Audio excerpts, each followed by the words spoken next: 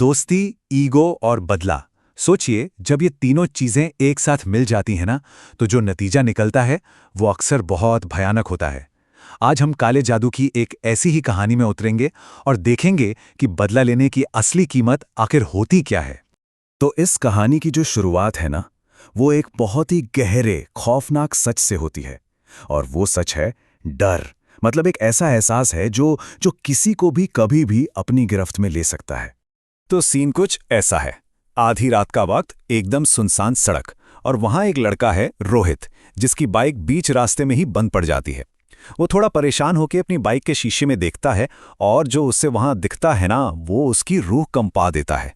एक एक काला साया, और उस साये की आंखें एकदम बर्फीली सफेद। लेकिन सवाल यह है कि यह खौफ आया कहां से, इसकी जड़ें कहां हैं, यह सब शुरू कैसे हुआ आखिर। देखिए, ये कहानी सिर्फ डर की नहीं है, बल्कि ये कहानी है उस अपमान की जो किसी की आत्मा को अंदर तक हिलाकर रखते। चलिए, अब मिलते हैं इस कहानी के दो मेन किरदारों से।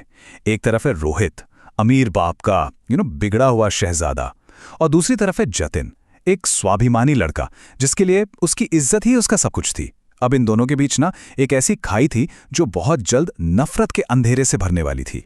और फिर वो हो जाता है जो नहीं होना चाहिए था। एक मामूली सी बहस होती है और रोहित जतिन को सबके सामने बुरी तरह जलील कर देता है। लेकिन ये सिर्फ शब्द नहीं थे, ये वो चिंगारी थी जिसने जतिन के दिल में बदले की आग को हवा दे दी। अब अपमान की आग में जलता हुआ जतिन घर तो पहुंच जाता है, लेकिन जाहिर है उसके दिल को चैन नहीं मिलता। और बस यहीं से ये कहानी एक बहुत ही अंधेरे रास्ते पे मुड़ जाती है। जतिन का गुस्सा मतलब उसके काबू से बाहर हो रहा था, और ठीक उसी वक्त अचानक उसके फोन की स्क्रीन जल उठती है। एक अनजान नंबर से एक मैसेज आता है, और ये कोई आम मैसेज नहीं था। ये वो मैसेज था जो उसकी जिंदगी को हमेशा के लिए अंधेरे में धकेलने वाला था। उस मैसेज में एक बहुत ही सीधा और खतरनाक ऑफर था, काले जादू से बदला लेने का ऑफर। खैर, जतिन ने इसे कोई मजाक समझकर डिलीट कर दिया, पर वो इस बात से बिल्कुल अनजान था कि ये कोई मजाक नहीं, बल्कि एक जाल था जिसमें वो फंसने वाला था। अगले ही दिन जतिन की दुनिया जैसे उजड़ सी गई।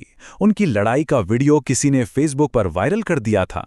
अब उसका मजाक, उसका अपमान पूरी दुनिया देख रही थी। शर्म और गुस्से की आग में जलते हुए उसने वो मैसेज दोबारा खोला, जिसमें लिखा था 100% समाधान, और इस बार उसने रोहित की फोटो भेज दी। बस जतिन का एक क्लिक और खेल शुरू हो चुका था। काले जादू ने अपना असर दिखाना शुरू कर दिया था, और रोहित की जिंदगी में खौफ ने दस्तक दे दी थी। और फिर अजीब घटनाओं का एक सिलसिला शुरू हो जाता है। रोहित के पिता का जो बिजनेस था वो रातों रात ठप पड़ गया। रोहित की नींद उड़ गई, वो 2-2 दिन सो नहीं पा रहा था। और फिर जतिन को रोहित का एक वीडियो मिलता है जिसमें वो दहशत में अपने ही बाल नोच रहा था। बस तब उसे यकीन हो गया कि ये सब कोई इत्तेफाक नहीं है।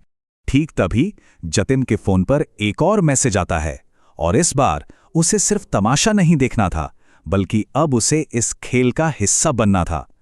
उसे कुछ ऐसे डरावने निर्देश दिए गए जो इस श्राप को, इस काले जादू को और भी जानलेवा बना सकते थे। उधर दूसरी तरफ रोहित की हालत बिगड़ती जा रही थी। उसे हर पल ऐसा लगता जैसे कोई उसे देख रहा है, कोई हर वक्त उसके आसपास है। वो काला साया अब उसका पीछा नहीं छोड़ रहा था। पर अफसोस, उसके पिता ने उसकी इन बातों को नशे का असर मानकर नजरअंदाज कर दिया। तो अब कहानी अपने सबसे खौफनाक मोड़ पर पहुंच चुकी थी। एक ऐसी रात आने वाली थी जहां से किसी का भी बचकर निकलना लगभग नामुमकिन था। उस रात उनके घर का नौकर बिरजू, जिसकी आवाज अजीब तरह से भारी हो गई थी, वो रोहित से कहता है कि उसके पिता उसे छत पर बुला रहे हैं। रोहित को थोड़ा शक तो होता है, पर वो अनजाने में ही मौत की तरफ बढ़ चलता है। और ठीक उसी पल जतिन का फोन फिर से बजता है। मैसेज आता है, अंतिम चरण शुरू। अब उसे बस एक शब्द भेजना था, समाप्त, और खेल खत्म।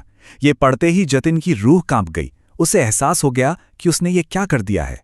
जिंदगी में पहली बार जतिन को अपनी गलती का एहसास हो रहा था।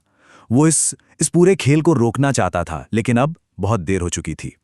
वो काला साया अब रोहित के पास नहीं, बल्कि जतिन की अपनी खिड़की के बाहर खड़ा था। उस साये ने जतिन के सामने एक बहुत ही खौफनाक शर्त रखी कि अब या तो वो मरेगा या फिर तू। साया एक आत्मा लेकर ही जाएगा। अब जतिन पूरी तरह बेबस था और अपने फोन पर रोहित की जिंदगी को खत्म होते हुए देख रहा था। छत पर वो साया रोहित की तरफ धीरे धीरे बढ़ता है और डर के मारे रोहित छत से छलांग लगा देता है।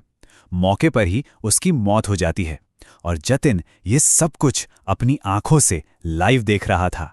तो क्या रोहित की मौत के साथ ये खूनी खेल खत्म हो गया या फिर असली कीमत चुकाना अभी बाकी था? कानून की नज़र में तो मामला बंद हो चुका था। पुलिस ने इसे एक सुसाइड केस मान लिया। बस एक बेबस बाप चीखता रह गया कि उसका बेटा किसी चीज से डर रहा था, पर उसकी सुनने वाला वहां कोई नहीं था। कुछ दिन बीत जाते हैं और जतिन का बंद पड़ा फोन, उसकी स्क्रीन अपने आप ऑन हो जाती है। उसी अनजान नंबर से मैसेज आता है, सौदा पूरा हुआ। और फिर एक और मैसेज आता है, अब अगला नाम भेजो। ये पढ़ते ही जतिन का तो जैसे खून ही सूख जाता है। जतिन को लगा कि वो साया वापस आ गया है। उसने हिम्मत करके पीछे देखा, पर वहां वो काला साया नहीं था। वहां खड़ा था रोहित, टूटी हुई गर्दन, नीला पड़ा हुआ चेहरा और वही बर्फीली सफेद आंखें। रोहित की आत्मा धीरे से फुसफुसाई, इस बार तू चल, खेल खत्म करते हैं। और इसके बाद कमरे में अंधेरा छा गया। बस जतिन की एक दिल दहला देने वाली चीख सुनाई दी।